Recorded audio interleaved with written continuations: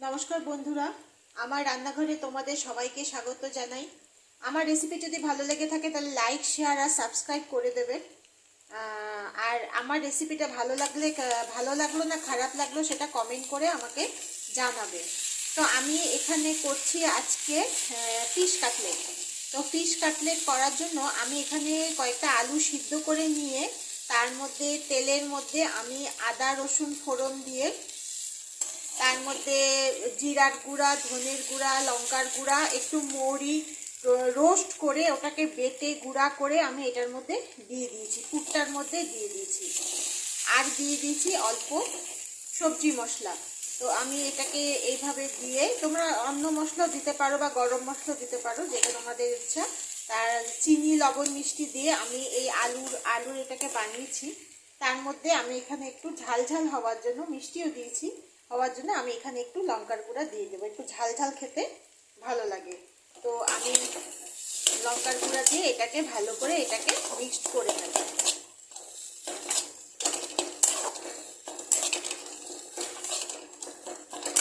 এটা আমার মিক্সড হয়ে গেছে, পুরটা আমার হয়েও গেছে। তো এটা আমি এখন এটাকে আমি এখন বন্ধ করে দেব। আর এখানে আমি মাছ ভাজা করে নিয়েছি, ভাজা করে মাছটাকে আমি বের করে নেব। এখন মাছটাকে বের করতে শুরু করে দিয়েছি, মাছটা বের করে নেব। তার সঙ্গে লাগবে আমাদের এখানে লাগবে ব্রেড ক্র্যাম্প লাগবে, আর একটা ডিম লাগবে, তার সঙ্গে একটা ব্রেড লাগবে এই পুরটাকে মাছের সঙ্গে মাখার জন্য। তো আমি এখন এই মাছটাকে বের করে নেব। কাঁটাগুলোকে দেখে বেছে মাছটাকে আমি পুরোটা এইভাবে বের করে নেব। মাছ ভাজা করে নিলে ভালো, অনেকে সিদ্ধ করে নেয়, তো আমার ভাজা করে নিলে বেশি ভালো লাগে। এই দেখো আমি মাছটাকে পুরো বের করে নিয়েছি, মাছটাকে বের করে এরকমভাবে হাত দিয়ে আমি এটাকে মেখে নিয়েছি। মাছটা এমনি সিম্পল ভাজা করেছি, হলুদ লবণ দিয়ে, একটু লবণটা একটু বেশি দিয়ে ভাজা করেছি আমি মাছটাকে। করে আমি এখানে এখানে এইটা ছোট ছোট কাটা থাকবে, ওই কাটাগুলোকে একটু আস্তে আস্তে বের করে নেব। তারপরে এই পুরটা আমি এখানে দিয়ে দেব। এই যে এখানে আমি আলুর পুরটা এখানে দিয়ে দিয়েছি, মাছের মধ্যে আলুর পুরটা দিয়ে দিয়েছি। এখন এটার সঙ্গে এটাকে ভালো করে মেখে নেব। একটু গরম আছে আলুর পুরটা, এই জন্য ধরতে গরম লাগছে। এটার সঙ্গে ভালো করে মিক্সড করে নিতে হবে।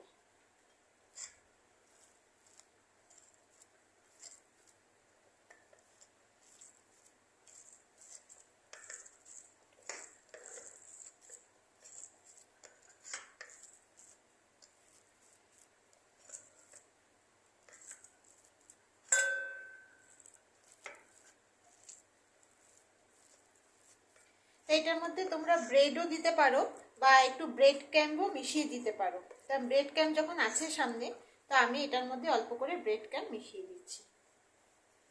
জিনিসটা ভিতরটা একটু টাইট হবে আর কি।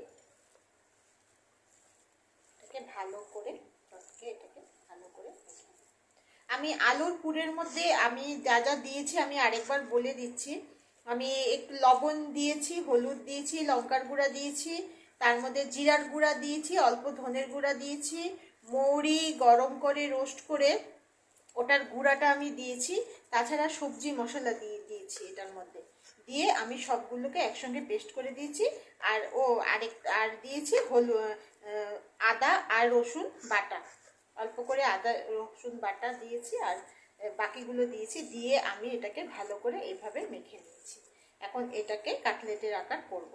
তা আমি এক হাতে ভিডিও করছি, এক হাতে করছি, তো সেই জন্য দুটো হাত লাগাতে পারছি না। আমি এটাকে বানিয়ে নিয়ে তোমাদেরকে দেখাচ্ছি।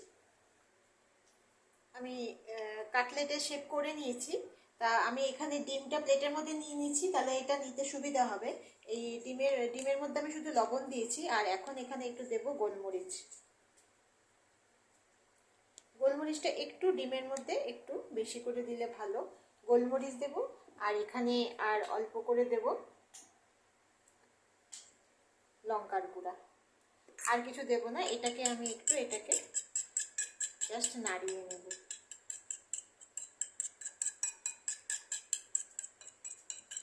অনেকে কর্নফ্লাওয়ার পাউডার চাইলে দিতে পারো। তা আমি ফিশে আমি কর্নফ্লাওয়ারটা দিই না। তো এটা ডিমের মধ্যে দিয়ে করলে বেশি ভালো লাগবে খেতে। তো এটাকে আমি এটা এখানে হয়ে গেছে।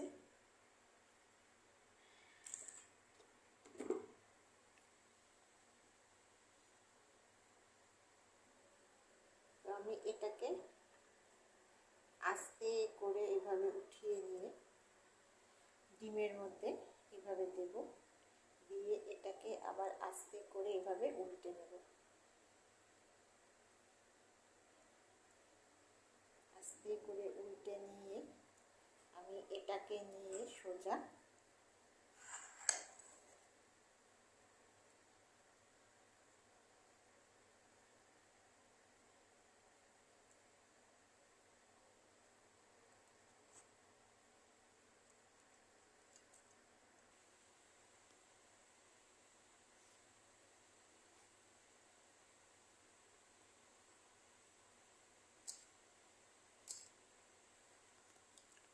তো এটা আমি শেপ আমি 2 হাত দিয়ে ভালো করে আমি শেপ করে নিয়েছি। এক হাত দিয়ে সম্ভব হয় না, কাটলেট সবসময় 2 হাত দিয়ে করতে হয়, কারণ এক হাত দিয়ে, কারণ জিনিসটা একটু পাতলা টাইপের হয়, তো যার জন্য 2 হাত দিয়ে উঠাতে হয়।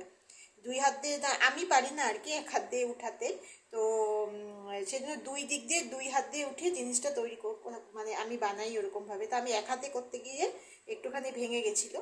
তো আমি এটাকে এখন শেপটা দিয়ে দিয়েছি বিস্কুটের, মানে সরি, ব্রেড ক্যাম দিয়ে আমি এটাকে পুরো এরকমভাবে বানিয়ে নিয়েছি।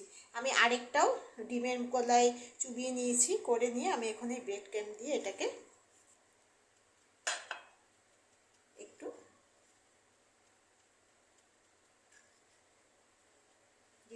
এরকমভাবে ব্রেড ক্যাম ভালো করে লাগিয়ে আমার হয়ে গেছে। এখানে আমি দিয়ে দিচ্ছি। তো আমার এখানে তেল গরম হয়ে গেছে, তো অলরেডি আমি এখানে তেল বসিয়ে দিয়েছি। তো আমি বসিয়ে দিয়ে এখন মানে খুব সাবধানে এটাকে ছাড়তে হবে।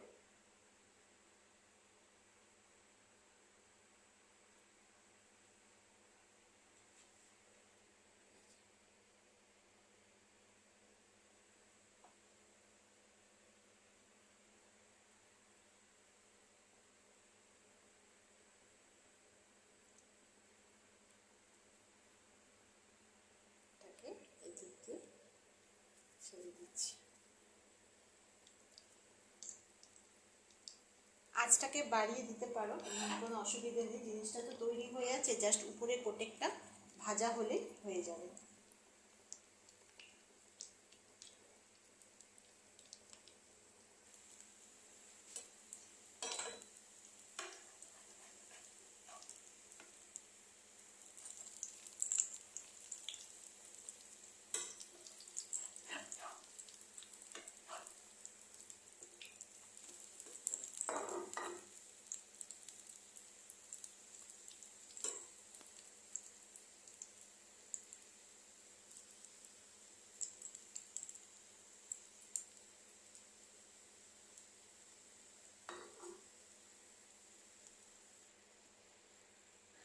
আমার এইটা কমপ্লিট হয়ে গেছে। আমি এটাকে আস্তে করে উঠিয়ে নেব।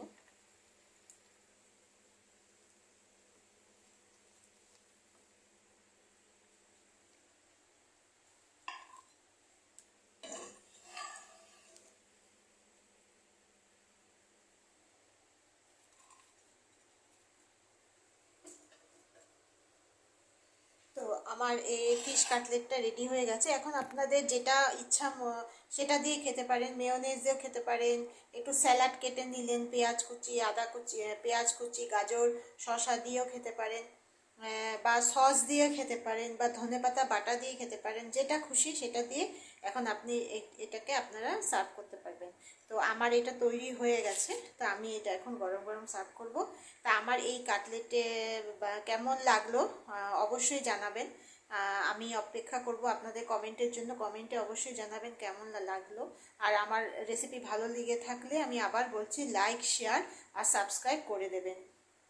তো আজকের জন্য টাটা।